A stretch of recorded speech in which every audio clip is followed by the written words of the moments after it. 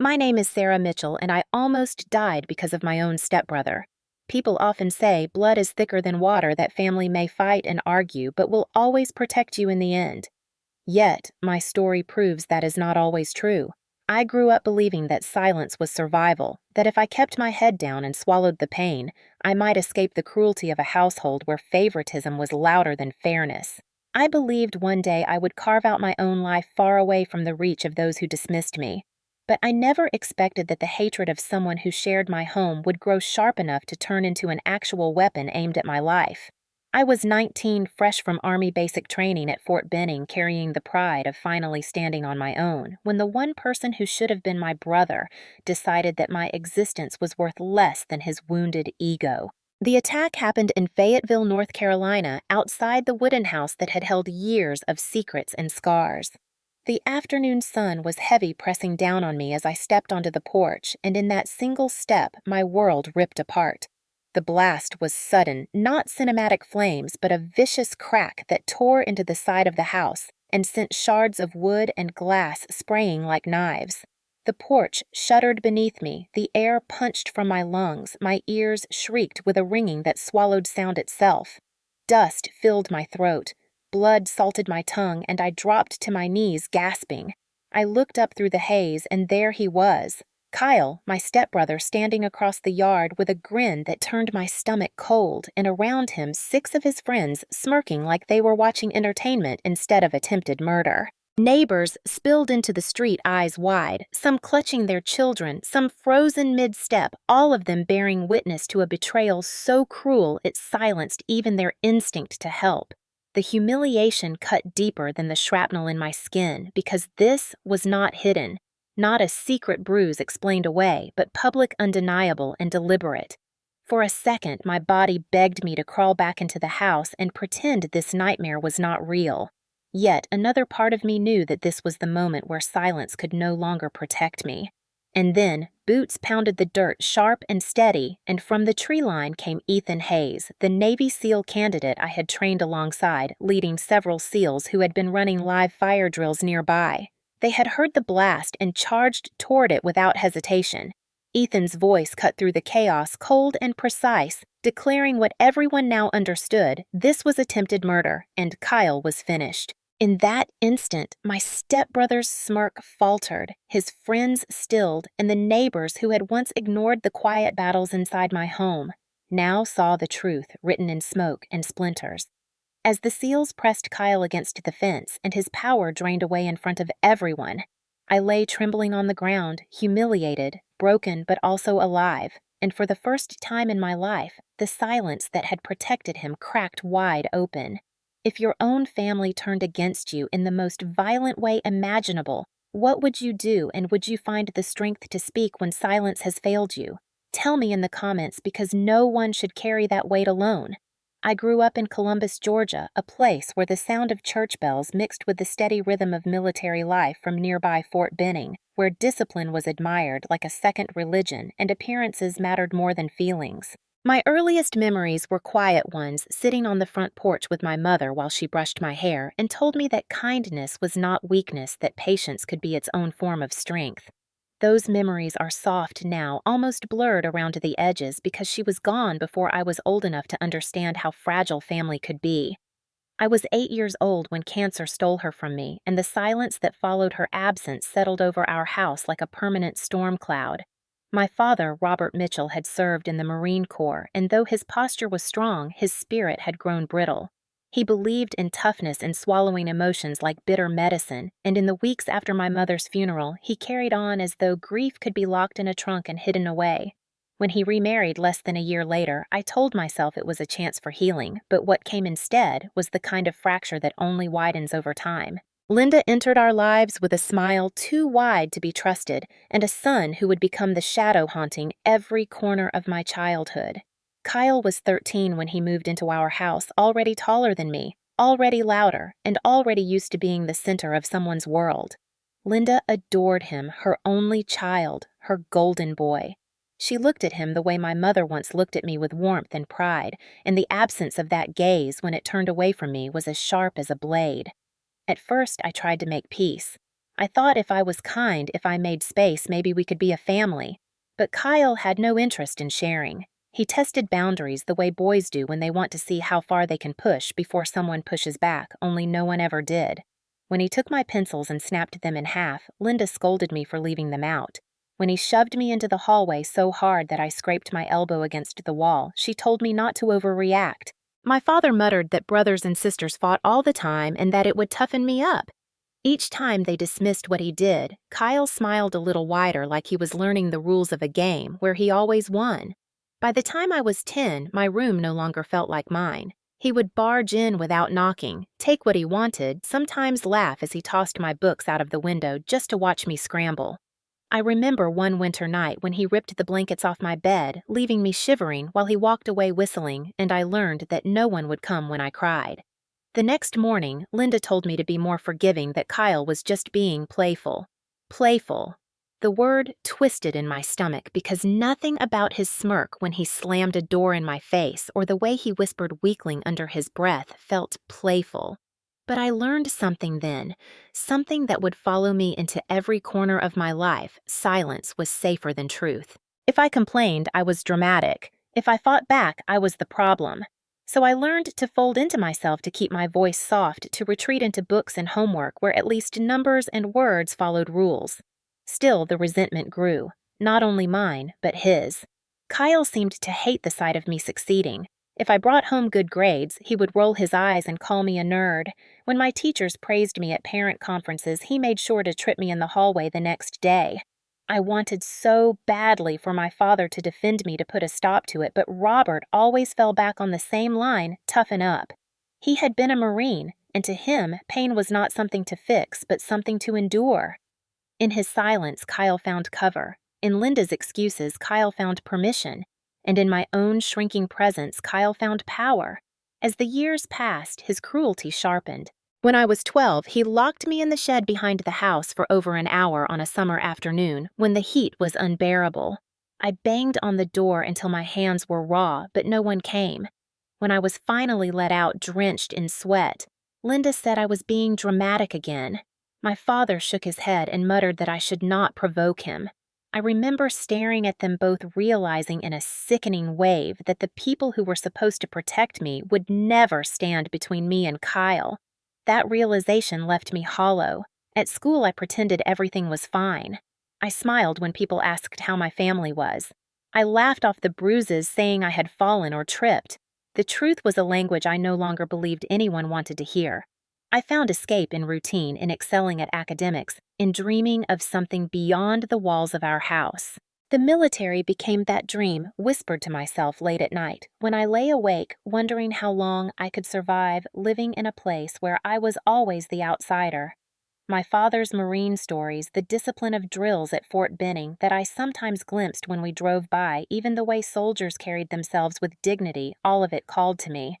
I thought if I joined, I could learn to be stronger than Kyle, stronger than the silence that had bound me for so long. But Kyle noticed the shift in me too. He noticed when I started standing straighter, when I stopped flinching quite so much. He noticed when I began to save my allowance to buy Army prep books, when I began running laps around the block at night to train. His insults grew sharper. He called me wannabe soldier, useless girl playing dress-up. The night I told my father I wanted to enlist, Kyle laughed so hard he nearly fell out of his chair. Linda scolded me, telling me it was not a path for girls.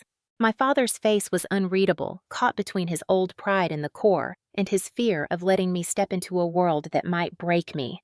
But he said nothing, and his silence was permission enough. I clung to that decision like a lifeline.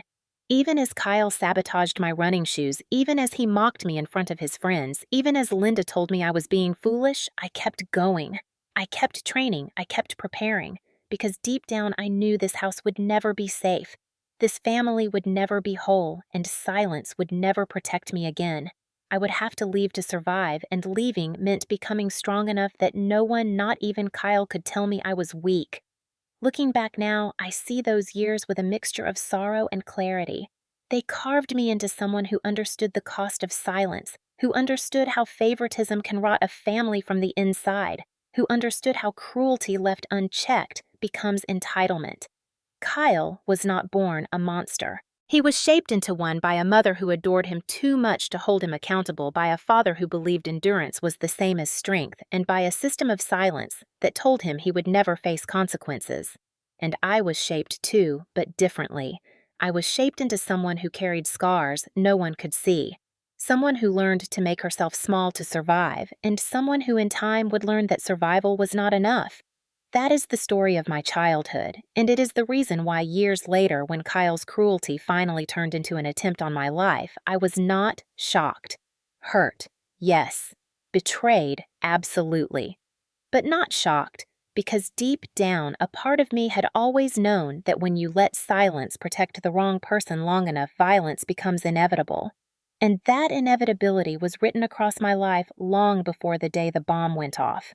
By the time I turned 18, the walls of that house in Columbus had become unbearable. Every corner carried echoes of Kyle's laughter when he managed to humiliate me.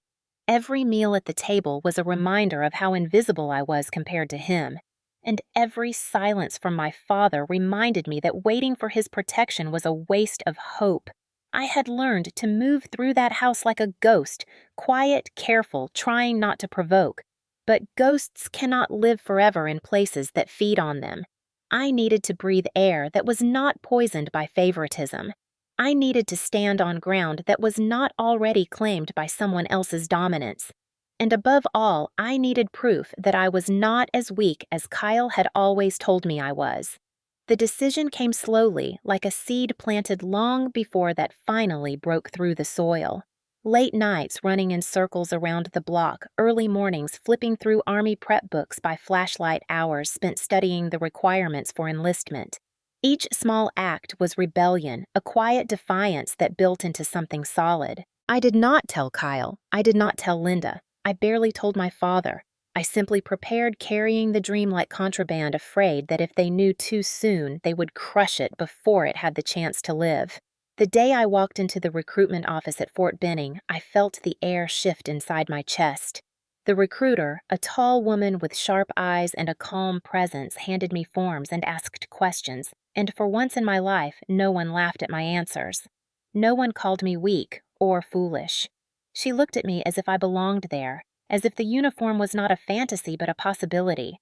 That was the moment I realized that strength did not always mean shouting the loudest or throwing the hardest punch. Sometimes it meant simply standing where you had been told you did not belong and refusing to move. Training at Fort Benning was brutal, but it was a brutality I chose. The blisters on my feet, the ache in my muscles, the taste of sweat in my mouth. After long marches, all of it was mine. Every drill sergeant's bark, every push-up, every obstacle course stripped away the layers of silence I had carried. In the Army, I was not Kyle's shadow. I was not Linda's inconvenience. I was not my father's disappointment. I was Private Sarah Mitchell, and I had earned every ounce of that identity with my own effort. For the first time, I understood what it felt like to be measured not against someone else's standard, but against my own will. Of course, Kyle found a way to poison even that. When I came home on a short break proud in my uniform, he laughed loud enough for the neighbors to hear. "Soldier girl," he sneered. "Just wait until they realize you don't have what it takes."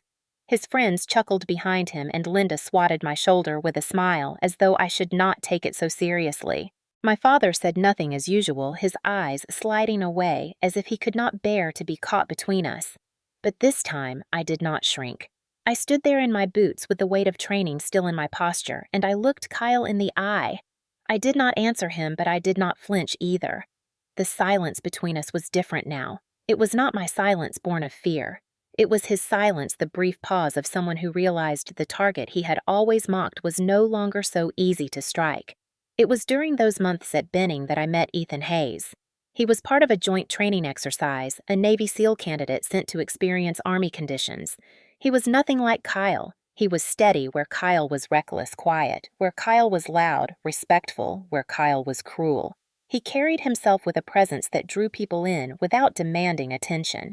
I first noticed him during a heated map exercise where everyone shouted over each other trying to prove they were right. Ethan stood apart studying the lines, then finally stepped forward and pointed to the correct route with calm certainty. His voice was low, unhurried, and yet the entire group went quiet. That kind of authority was foreign to me. Kyle had always claimed power by force, by volume, by aggression. Ethan claimed it by being unshakable. We spoke more over time, sharing protein bars during late nights or small comments after drills. He asked questions no one else asked. Once, while we sat near the edge of the range, he looked at me and asked what I missed most about peace. The question startled me because no one in my house had ever spoken about peace, only control and endurance. I thought for a long moment before answering that what I missed most was not having to look over my shoulder. He nodded, not judging, not laughing, just acknowledging. That quiet recognition was more powerful than any comfort I had known. For the first time, I felt seen not as Kyle's shadow or Linda's burden, but as Sarah, a soldier, a person whose words mattered. Those moments built a foundation inside me, one that strengthened my resolve to never go back to being small. Even when Kyle's letters reached me mocking notes that somehow twisted my achievements into insults, I did not crumble. I carried them in my locker for a while, reminders of the life I had left behind, and then, one day, I tore them to pieces and threw them out. I realized then that I was no longer writing my story in the ink of his cruelty. I was writing it in sweat and determination, in the quiet companionship of people like Ethan who valued strength that did not come from hurting others. The decision to enlist had not only given me a path out of that toxic house, it had given me a chance to redefine who I was. It had given me tools to fight back, not with fists or rage, but with endurance that was mine, with confidence that no one could take. It was the beginning of a transformation I had longed for since childhood, the transformation from silent victim to soldier with a voice. And yet, as proud as I was, a part of me still knew that Kyle would not let it rest. Men like him, built on the scaffolding of favoritism and silence, do not accept when their target rises. They lash out harder, they scheme, they find new ways to prove dominance. And as I trained harder as I built a new version of myself, the shadow of his hatred grew darker behind me. I did not know exactly when it would strike, but I knew it was coming. When I came home on leave at 19, I had imagined a brief window of rest, a chance to breathe, maybe even to see my hometown through new eyes after months of grueling training. But the moment I stepped back into that house in Fayetteville, the air grew thick with the same old poison. The wooden porch creaked beneath my boots. The familiar smell of Linda's overly sweet candles clung to the hallways, and within minutes, I felt the weight of eyes judging me. Kyle was there lounging in the living room with a beer already half gone, even though it was barely noon, his friends sprawled around him like loyal dogs. His grin stretched across his face when he saw me in uniform. Not admiration, not respect, but something sharp and mocking. "Look at you!" he said, loud enough for the neighbors to hear through open windows. "Soldier girl, back from playing war."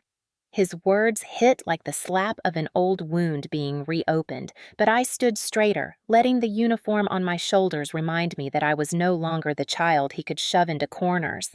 I answered nothing, which seemed to irritate him more than if I had fought back.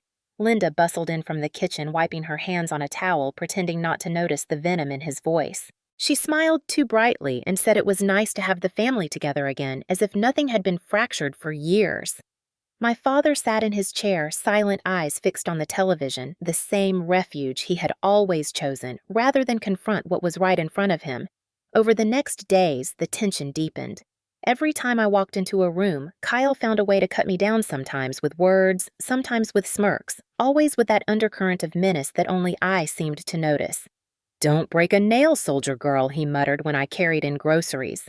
"Bet they only let you march because you're too weak to fight," he told his friends while I stood 3 feet away. The laughter that followed cut sharper than the words themselves, not because they believed him, but because they did not care enough to doubt. Linda chuckled along, brushing it off as typical sibling banter. My father muttered that I should ignore it, toughen up, as though I had not already spent a lifetime toughening up in silence. But something in me had changed. Training had reshaped me.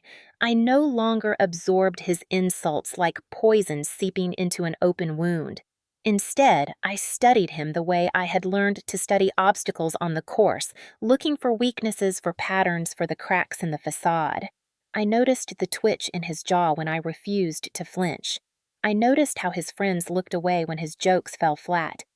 I noticed the way alcohol clung to him earlier in the day than before, the way his voice sometimes cracked when he pushed too hard. For the first time, I saw not a monster, but a fragile boy trapped in the shell of a man desperate to prove he still had control.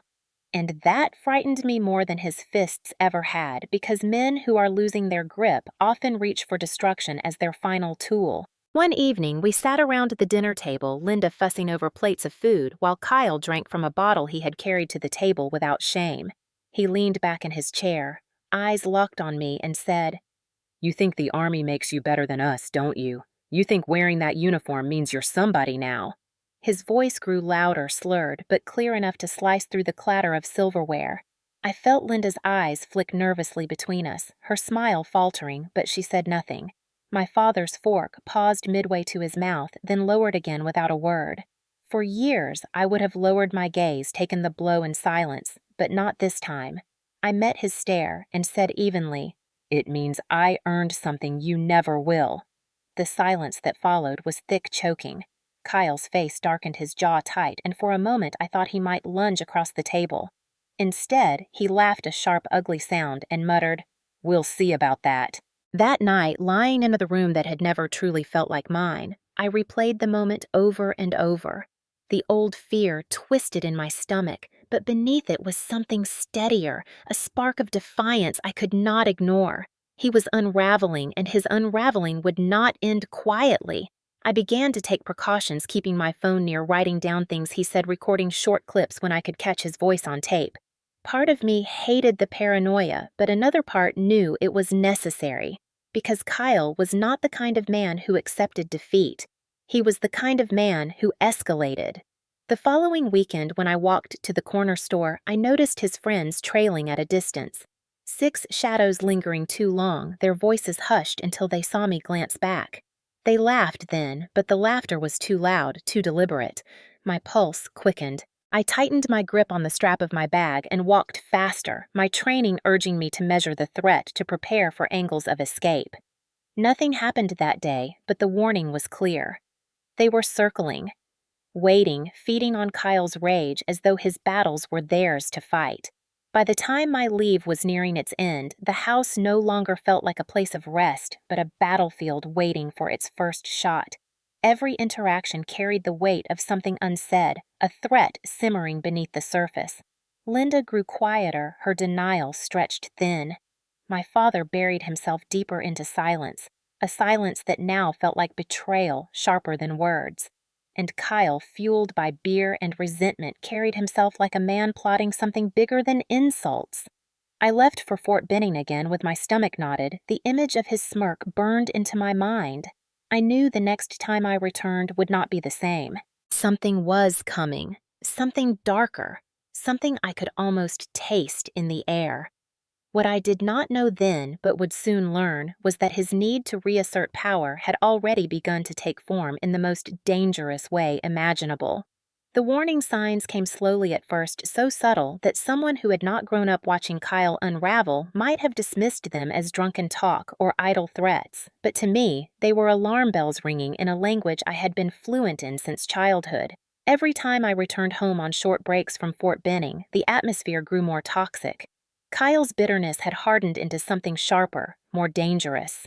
He had failed out of 2 community college programs, drifted from job to job, and spent his days drinking with the same 6 friends who had laughed in my face after his insults. They hung around the house like shadows, men who lived off small hustles, men who never looked you in the eye for long. When I passed them on the porch, I felt their laughter stick to my skin, and when I looked back, they were always whispering to Kyle, fueling whatever rage simmered beneath his smirk. One night, as I walked past the garage, I caught fragments of their conversation. Words like wires, pressure, ignition. My stomach clenched. I froze by the door, straining to listen, and Kyle's voice cut through the murmur. "She thinks she's untouchable now. I'll show her what happens when you forget your place." My pulse hammered in my ears, the memory of every childhood torment flooding back. But this time, it was not stolen pencils or slammed doors. This was something darker, final. I stepped back into the shadows, my breath shallow, terrified he would hear me. That night, I lay awake in my old room, staring at the ceiling, replaying those words again and again until they burned into me. The next day, I tried to warn my father. Robert sat in his recliner, the television glowing blue across his face. I told him what I had heard, the whispers about explosives, the way Kyle had spoken like a man making promises he intended to keep. My father sighed, rubbing his temples like my words were just another headache. "He's just blowing off steam," he muttered, the same excuse he had used for years. "You're overthinking it." The dismissal cut deeper than Kyle's threats because my father's silence had always been the soil in which Kyle's cruelty grew. I wanted to shake him to make him understand that this was different, but the set of his jaw told me he had already decided not to see. Linda overheard part of the conversation and swooped in furious that I dared to suggest her son was dangerous. "Kyle would never do something like that," she snapped, her eyes flashing. "He's just frustrated and you're making it worse by accusing him." I swallowed the anger clawing at my throat, knowing that arguing with her was like arguing with a locked door. She had chosen her version of reality years ago, and nothing could pry it open. So I began to watch more closely. I noticed trips Kyle and his friends made to hardware stores, returning with bags they carried quickly inside, as though ashamed to be seen.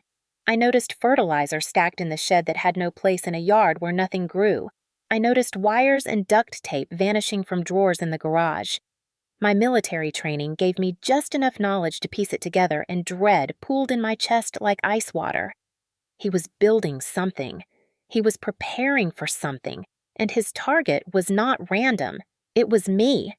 I started documenting what I could, slipping my phone out to record snippets of his conversations when his voice grew too loud in the next room. Once I caught him on tape saying, "When she comes back next time, she won't leave."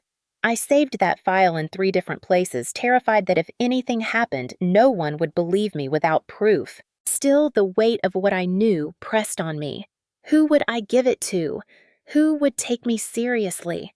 My father had brushed me off. My stepmother defended him blindly. If I went to the police without hard evidence, they might dismiss it as family drama. And part of me was still that girl who had been taught that silence was survival. Speaking out felt like stepping off a cliff with no parachute. But then there were moments that left no room for denial. One afternoon, I passed by the backyard and saw Kyle crouched near the shed, his hands busy with wires and a length of pipe. His friends stood around nervously, one of them shifting from foot to foot. Kyle looked up and spotted me. For a moment, his eyes locked with mine, and the smirk that spread across his face chilled me more than the sight of what he was holding. It was a look that said he wanted me to know, wanted me to feel the fear long before the strike came. He yelled after me as I turned away. "Don't worry, soldier girl. Soon you won't have to run anymore." The laughter that followed was jagged too loud a brittle mask for the truth beneath. That night, I pressed record on my phone again when he stumbled in drunk and ranted to Linda about how he was tired of me embarrassing him. "She thinks she's a hero," he slurred, "but I'll be the one everyone talks about when I'm done." Linda shushed him, telling him to lower his voice, but her tone was not fear. It was annoyance, like a mother embarrassed by a child speaking out of turn. I wanted to scream at her to ask if she could not see that she was feeding the fire that might burn me alive. Instead, I held the phone steady and captured every word because deep down I knew the day was coming when I would need to play it back for someone who could no longer deny it. As the days edged closer to my departure back to Fort Benning, the atmosphere in the house grew unbearable. Kyle's laughter came sharper, his silences heavier. His friends loitered outside, longer, their eyes tracking me with something between curiosity and malice. I kept my backpack packed, ready to leave at a moment's notice. I trained my body to be alert to every sound, every shift of air, because my instincts screamed that danger was not a matter of if, but when. On my final evening before returning to base, I walked past the shed and caught the acrid scent of chemicals seeping through the cracks. The door was padlocked, but I knew too well what was inside. My chest tightened, my heart racing as I realized that whatever he had been building was nearly finished. I thought about calling the police right then, but the memory of my father's dismissal, the fear of Linda's outrage, and the shame of being ignored one more time held me back. Instead, I slipped into my room and opened the small drawer where I kept my recordings. I scrolled through them, listening to the fragments of Kyle's threats, each one a piece of a puzzle that no one else wanted to solve. My fingers trembled as I saved them to a hidden drive, praying I would never need to use them. What I did not know that night, but would soon find out, was that Kyle's hatred had already crossed the line from threat to action. The bomb was not just an idea anymore. It was real, and it was waiting. He had chosen his stage not in secret, not in some dark alley, but in broad daylight right outside the house where we had both grown up. He wanted witnesses. He wanted to make sure that when the explosion came, it would not only silence me but announce to the world that he had won. And in his arrogance, he believed no one would stop him. The day of the bombing began deceptively ordinary.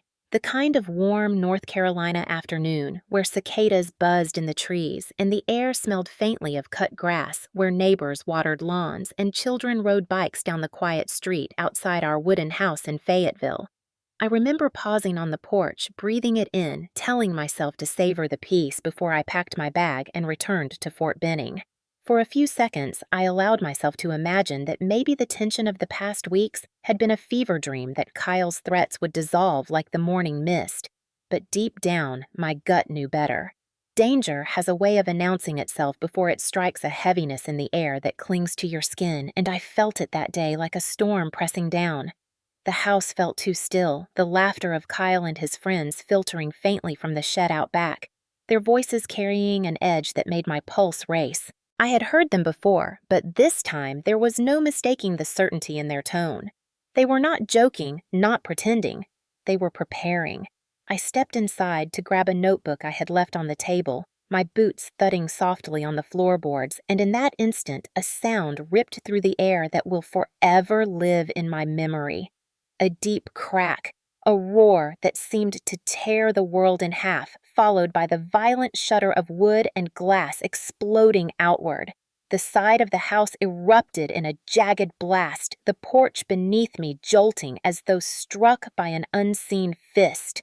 For a split second, the world went white with dust and splinters. My body lifted and slammed back down my lungs, seared by the acrid burn of chemicals. My ears filled with a piercing ring so intense that silence itself felt louder. I tasted blood metallic and hot spilling into my mouth as shards of glass bit into my cheek. I staggered forward, my knees buckling gravel, biting into my palms as I crashed onto the driveway. The sky above blurred into a smear of gray smoke, thick and suffocating, rolling upward like a signal fire. My throat closed around the dust, each cough rattling my ribs until I thought they might crack. I forced my eyes open, and through the haze I saw them, Kyle and his 6 friends, standing across the street near the oak tree, their silhouettes sharp against the smoke. They were not running. They were not panicking. They were watching. And worse, they were laughing. The sound carried across the chaos cruel and mocking proof that this was no accident, no careless mishap. This was deliberate. Neighbors poured into their yards, their faces pale, their hands clutching phones, their mouths open in disbelief. A mother pulled her child back behind her eyes, wide with horror. A man from down the street shouted my name, but he did not step forward. No one did. They stood frozen, torn between shock and fear, unwilling to move toward the girl bleeding on the ground because the violence had been too close, too raw. And in that moment, the humiliation pressed heavier than the shrapnel. I was 19 years old in my army uniform, sprawled on the ground of my own yard, with smoke rising behind me, and my own stepbrother was grinning at my pain like it was entertainment. For a heartbeat, I thought I might die there not from the blast, but from the silence that swallowed me. I tried to crawl my fingers scraping the gravel, but my vision swam. My chest heaved, my heart pounded against my ribs, and the weight of betrayal bore down until I thought I might suffocate. But then another sound cut through the haze, one that did not belong to Kyle or his friends or the murmuring neighbors. It was the heavy rhythm of boots hitting dirt, fast and purposeful, a cadence I had learned to recognize in training. Out of the tree line to the east, figures emerged, shadows at first, then distinct forms moving with precision.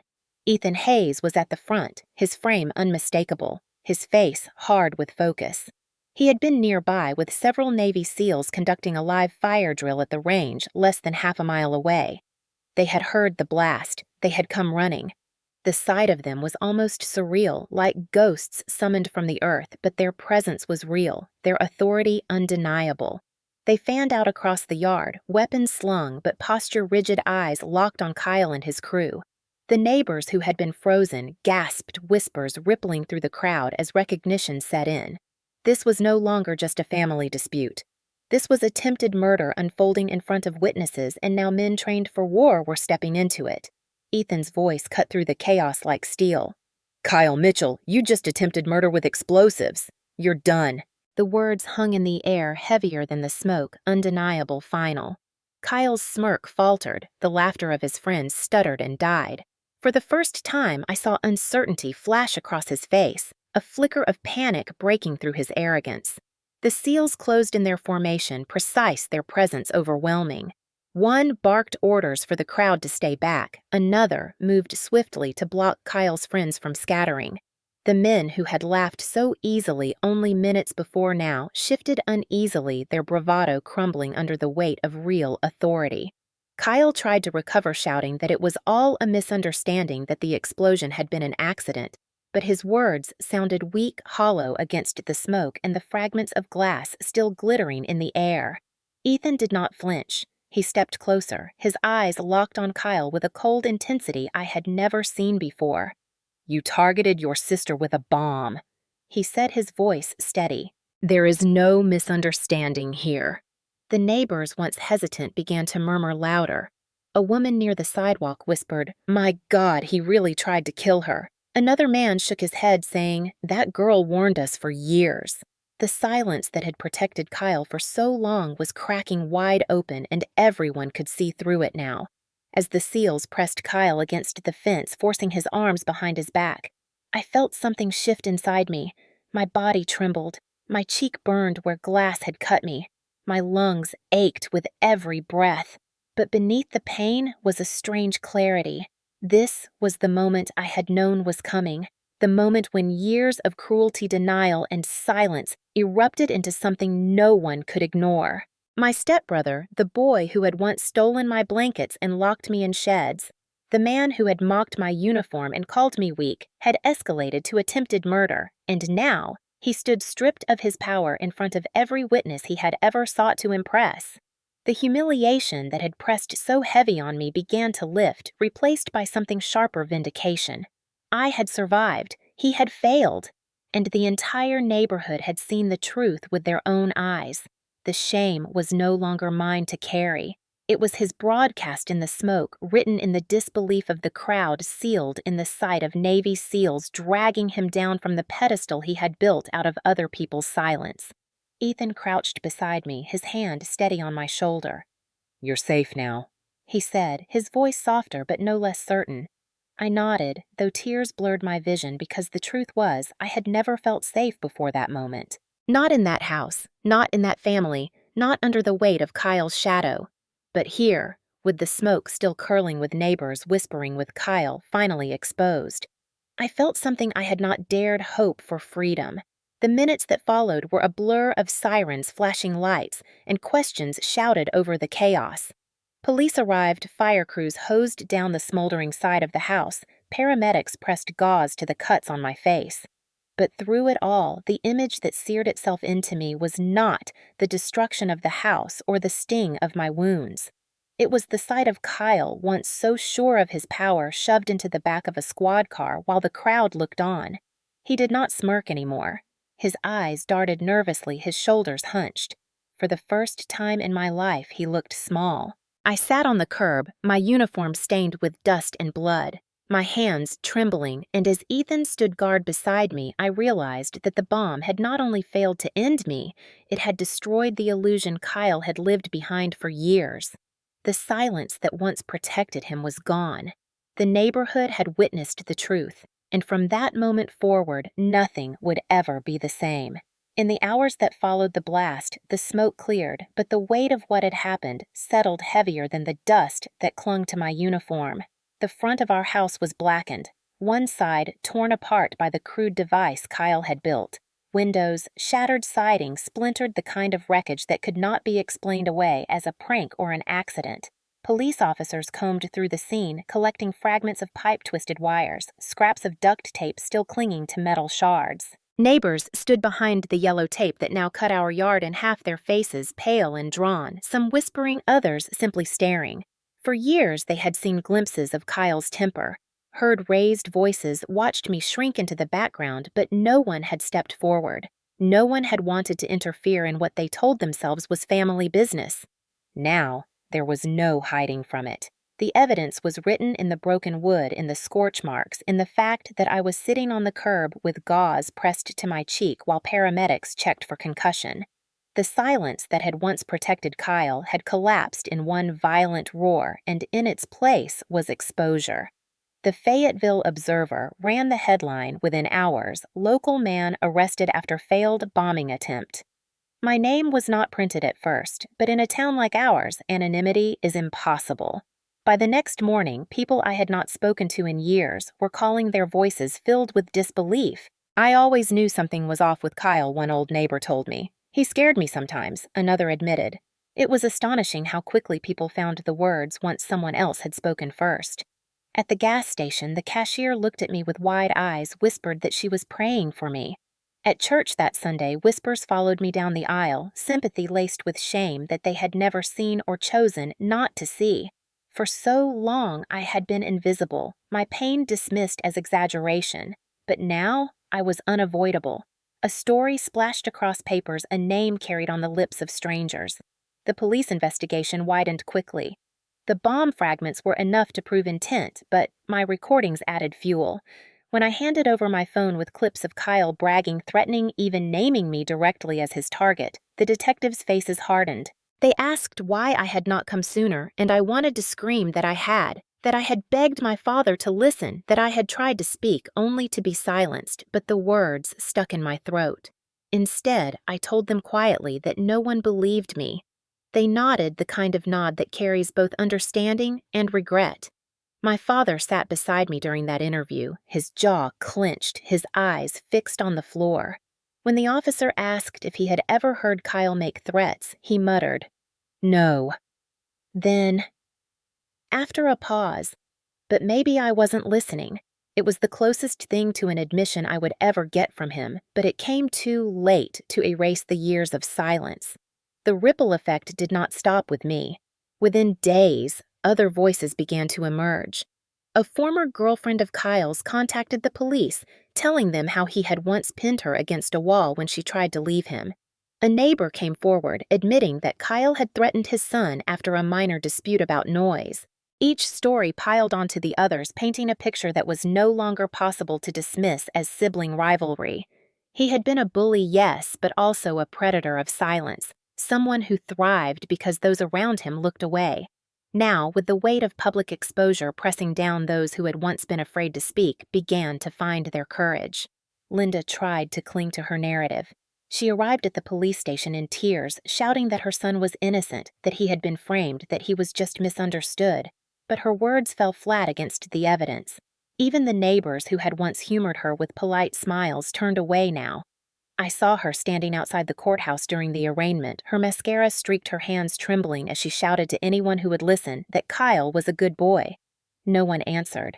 The same silence that had protected him for years now surrounded her, cold and impenetrable. She had poured her loyalty into defending him, and in return he had dragged her down into his disgrace. The military community watched closely, too. Ethan stayed by my side through every step, steady and calm, his presence a reminder that not all uniforms hid silence. The SEALs who had restrained Kyle that day submitted detailed reports, their words carrying the weight of unimpeachable authority. They testified that Kyle had been grinning, that he had made no attempt to help, that his friends had laughed while I bled. Their accounts stripped away any chance of Kyle twisting the story, because these were not family members or neighbors who could be accused of bias. These were trained professionals, witnesses whose voices could not be silenced. For me, the aftermath was a blur of paperwork, interviews, hospital visits, and sleepless nights. Every loud sound made me flinch. Every shadow made my chest tighten. The house, half destroyed, no longer felt like a home, but a crime scene. I slept on a cot at a friend's place for weeks, unable to walk back through the doorway without tasting smoke in my throat. At night, I replayed the moment of the blast over and over my body, reliving the shock, my ears ringing long after the silence had returned. And yet beneath the fear, a strange relief began to take root. The truth was out. The burden was no longer mine alone to carry. For the first time in my life, people saw what Kyle was. I remember the day the police chief called me to confirm that federal prosecutors were taking the case. He explained that because explosives had been involved, and because of the severity of the intent, the charges would move beyond local jurisdiction. Attempted murder, possession of explosives with intent to kill, conspiracy. Words that had once lived only in the back pages of newspapers now attached to my stepbrother's name. He would not be able to laugh his way out of this, not with lawyers, not with Linda's pleas. The law was speaking louder than silence ever had. The exposure reached further than I expected. Journalists called some from beyond Fayetteville asking for comments. I declined most, not ready to let my face become a headline, but I read their stories. Army Private Survives, Stepbrother's Bomb, Plot 1. Headline declared. The words looked strange in print, like a life that belonged to someone else. Yet the truth of them burned real in my scars. I knew that this was not only my story anymore. It was the story of every neighbor who had looked away, every victim who had stayed silent, every family that had chosen denial over protection. My stepbrother's attempt to erase me had instead written me into a narrative too loud to ignore. For my father, the exposure was a reckoning. I found him sitting in the half-collapsed living room one evening, staring at the charred wall. "I thought silence made us strong," he said quietly, his voice rough. "I thought if we ignored the noise, it would pass." He turned to me, then his eyes heavy with something I had never seen before, regret. I was wrong. The words were small, but they mattered. They could not undo the past, but they were proof that even the most stubborn silence could break under the weight of truth. As for me, the aftermath was both freeing and suffocating. Everywhere I went, people whispered, some with sympathy, some with morbid curiosity. At the grocery store, a stranger touched my arm and told me she admired my strength. At the post office, another asked if it was true that Navy SEALs had saved me. I smiled politely, but inside I felt raw. I had not chosen this exposure. I had not wanted to be the girl who survived a bombing attempt by her own family. But I understood now that survival carries its own responsibility. My silence had been shattered, and with it came the chance to speak not only for myself, but for others who had never been heard. That realization terrified me, but it also steadied me. Because if Kyle's bomb had done anything besides nearly kill me, it had also destroyed the illusion that silence kept anyone safe. It had exposed him. It had exposed Linda's denial. It had exposed my father's inaction, and it had given me something I had never truly had before, a voice that others finally heard. The trial took place in the Cumberland County Courthouse in Fayetteville, a building I had passed 100 times without ever imagining I would one day sit inside its walls to testify against my own stepbrother. Federal prosecutors had taken over the case because of the explosives, and the weight of the charges hung in the air, like lead attempted murder, possession of explosives with intent to kill conspiracy. The morning of the first hearing, I stood outside the courthouse steps, my stomach in knots, my uniform pressed crisp, my palms damp with sweat. Cameras clicked nearby as reporters jostled for a glimpse of Kyle being led inside in shackles, his once carefree swagger stripped away, his eyes darting like a cornered animal. Linda trailed behind her face, pale, shouting that her son was innocent, her voice breaking against the indifference of the crowd. My father walked beside me, stiff and silent, his jaw clenched as if each step carried the weight of years he had refused to acknowledge. Inside the courtroom, the air was cold, the walls lined with wood that smelled faintly of polish and history. I sat on the witness bench, my knees trembling beneath the table, and listened as the prosecutors laid out the evidence piece by piece. Photos of the wreckage, twisted metal, and splintered wood displayed on screens for the jury to see. Recordings of Kyle's voice, slurred but unmistakable, threatening that I would not leave alive. Testimony from the Navy SEALs who had restrained him, their words precise, their authority unshakable. Each detail carved deeper into the truth I had lived, the truth so many had dismissed until the day the bomb went off. When it was my turn to testify, I rose slowly, the oath heavy in my mouth as I swore to tell the truth. My voice shook at first, describing my childhood, the years of silence and favoritism that had allowed Kyle to believe he could do anything without consequence. I spoke of the torment, the small humiliations that escalated into violence, and how every attempt to speak had been met with dismissal. I saw jurors' eyes soften as I described the night I overheard him in the shed plotting with his friends, and the moment I realized his threats were no longer idle. When I recounted the blast itself, the way the world had exploded around me, the smoke filling my lungs, the sight of Kyle grinning while I bled, my voice broke, but I forced myself to continue, because the truth had lived in silence too long and now it had to be spoken in full. Kyle sat at the defense table, his face a mask of forced indifference, but I saw the flicker of rage in his eyes each time I met his gaze. He smirked when I stumbled over my words, as if even shackled, he believed he could still unnerve me, but when the recording of his own voice played for the courtroom, his bravado cracked. Hearing himself say, "When she comes back next time, she won't leave," echoing across the hushed room, stripped away the last pretense. Linda wept in the gallery, clutching her hands, mouthing that it wasn't true, but her words fell flat in the silence that followed. My father sat stone still, his eyes locked on Kyle, his expression unreadable, but I could feel the tension in his body, the quiet acknowledgement that everything he had ignored had finally come to light. The defense tried to argue that Kyle had been drunk, that the explosion was an accident, that boys will be boys had simply spiraled too far. But the evidence was overwhelming. The fertilizer in the shed, the pipes cut and prepared the recordings of his threats, the testimony of the SEALs who had heard him laughing as the smoke rose. Each attempt at deflection crumbled under the weight of facts. The jury watched closely, their faces hard, their eyes flicking between the images on the screen and the man slouched at the defense table. On the day of closing arguments, the prosecutor's voice rang steady, reminding the jury that silence had allowed Kyle to grow unchecked, that every ignored warning had emboldened him, and that only accountability could stop men like him from believing they were untouchable. The defense muttered about misunderstanding and exaggeration, but the words sounded thin, powerless against the evidence of charred walls and scars still healing on my face. When the jury filed out, my chest tightened so hard I thought I might faint.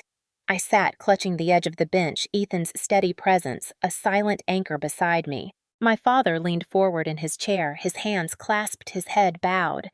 Linda whispered prayers into her hands, her mascara streaked down her cheeks. The wait felt endless, but when the jury returned, the air shifted. The foreman rose, his voice calm, as he read the verdicts one by one. Guilty of attempted murder. Guilty of possession of explosives with intent to kill. Guilty of conspiracy. The words echoed like bells, heavy and final. Kyle's shoulders slumped, his face drained of color, the smirk gone, replaced by disbelief. Linda let out a wail that filled the room, a sound of denial collapsing under the weight of truth. My father closed his eyes, a single tear cutting through the lines of his weathered face. I sat frozen, my breath caught in my throat, until the judge announced the sentence: 25 years in federal prison. The gavel struck sharp and echoing, and in that moment I felt the air return to my lungs for the first time in years. The courtroom emptied slowly, reporters rushing out to file their stories, neighbors murmuring in the gallery, but I remained seated, my body trembling with the release of tension I had carried since childhood. Ethan placed his hand gently over mine, grounding me, reminding me that I was no longer alone in this fight. Outside the courthouse, cameras flashed, microphones thrust forward, questions shouted, but I kept walking, my eyes fixed on the horizon. I had no need to defend myself anymore. The evidence had spoken. The jury had spoken. Justice had spoken. For Kyle, the silence he had thrived on was gone, replaced by the clanging of cell doors and the voices of guards who would not indulge his arrogance. For Linda, the community she had leaned on for sympathy had turned away their patience with her denial exhausted. For my father, the reckoning of his choices hung heavy, a reminder that silence had not made us strong, it had only made us vulnerable. And for me, the girl who had once cowered in corners, who had once swallowed her cries in the dark, the trial had given me something I never thought I would find validation. Not triumph, not revenge, but the simple, searing truth, acknowledged in the open. As I walked away from the courthouse steps that day, the sun breaking through clouds, I felt the weight of years begin to lift. The scars remained, the memories would never fade, but the silence had finally been broken, and justice, however, delayed, had arrived. When the trial ended and Kyle was led away in chains, I thought closure would come rushing in like a tide, but instead it arrived slowly, piece by piece, more like the sunrise than an explosion. The weeks after the verdict were quiet in ways that unsettled me at first. After years of chaos, insults, and threats, the absence of his presence felt unnatural, like waiting for a storm that never came. The house in Fayetteville was scarred beyond repair, not just from the blast, but from the years of silence that had poisoned its walls. I moved out quickly, packing what little I still owned, leaving behind the shadows of a childhood that had long since ended.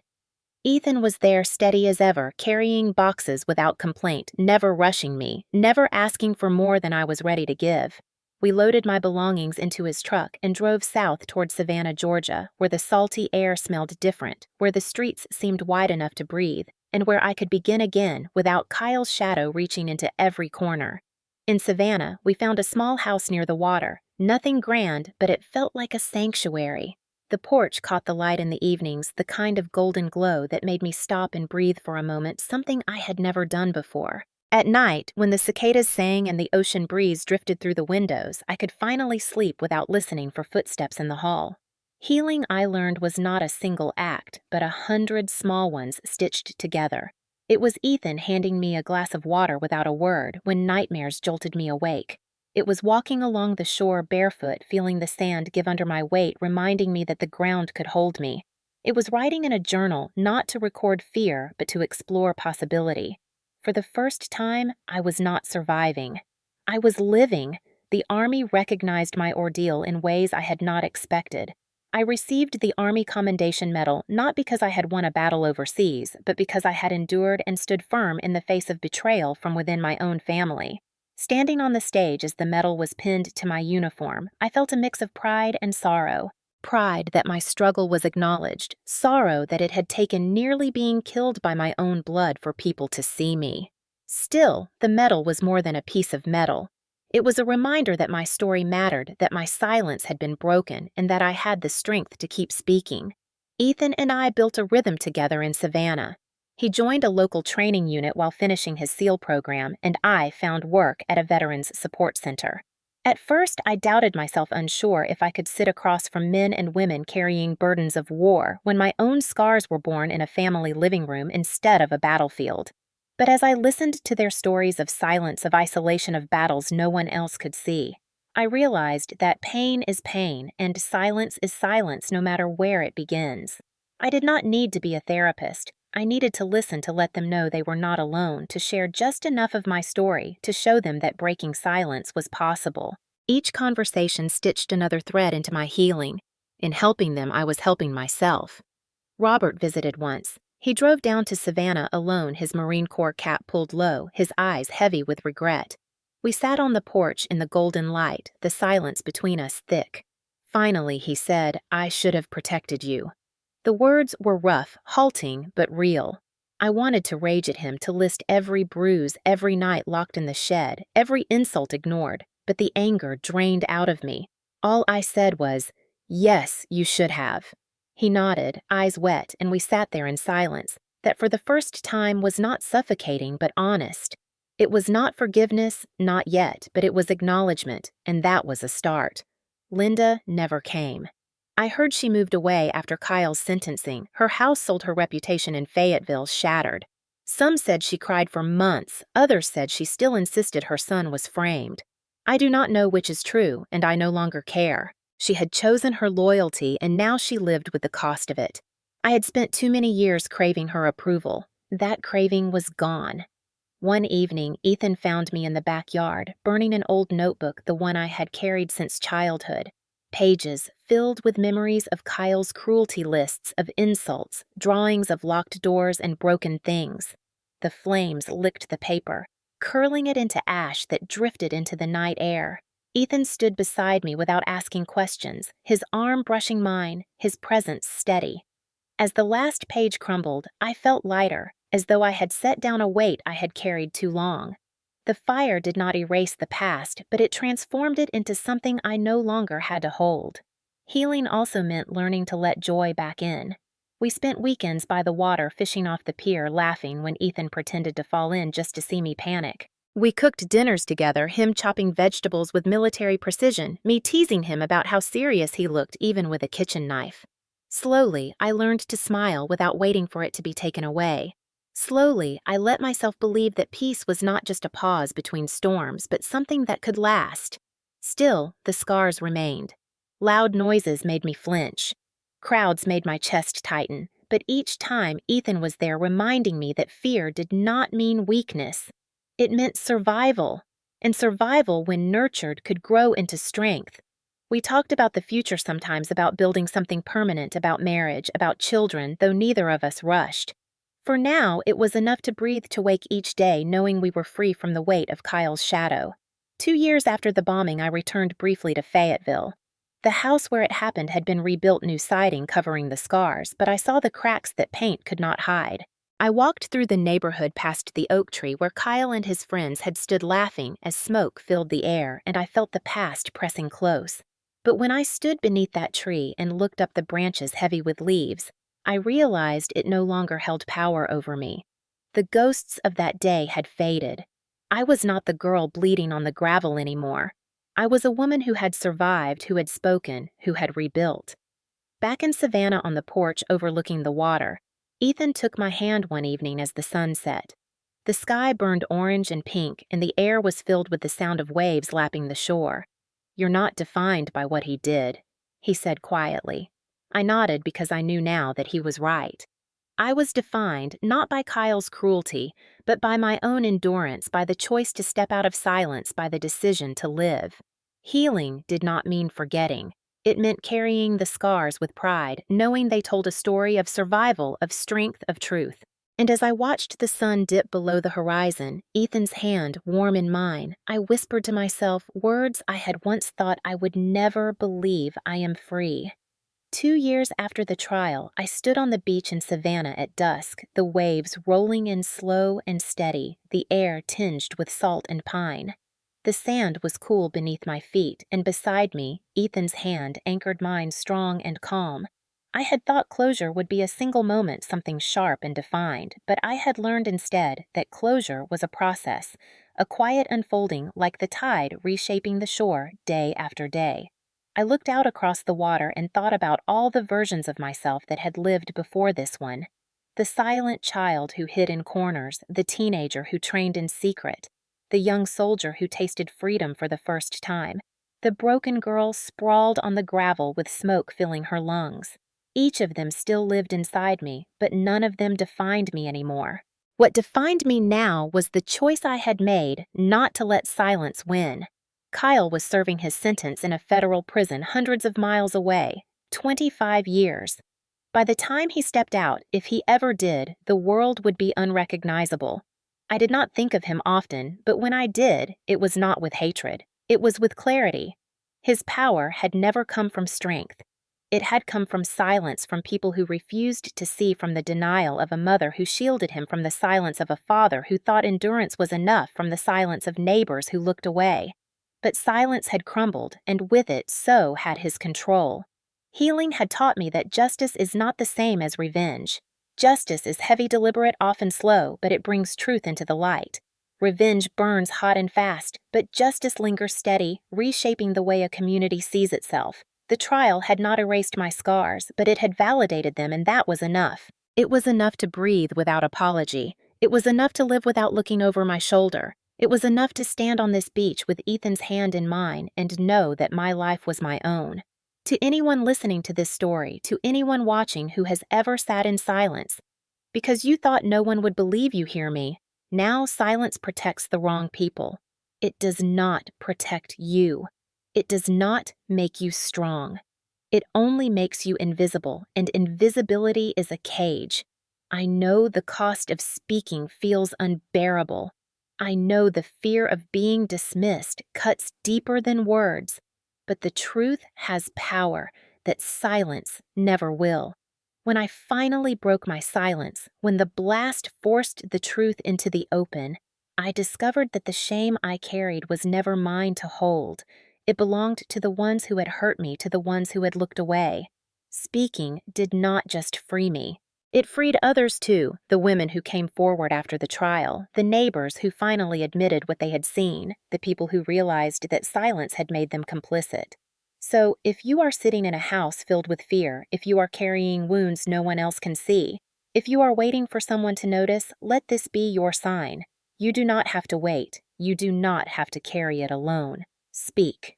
Tell your truth, because justice cannot begin until silence ends. As the last light of day slipped below the horizon, I breathed deep, the air cool and clean, and I whispered words I had never been able to say before. My silence is over. My life is mine now.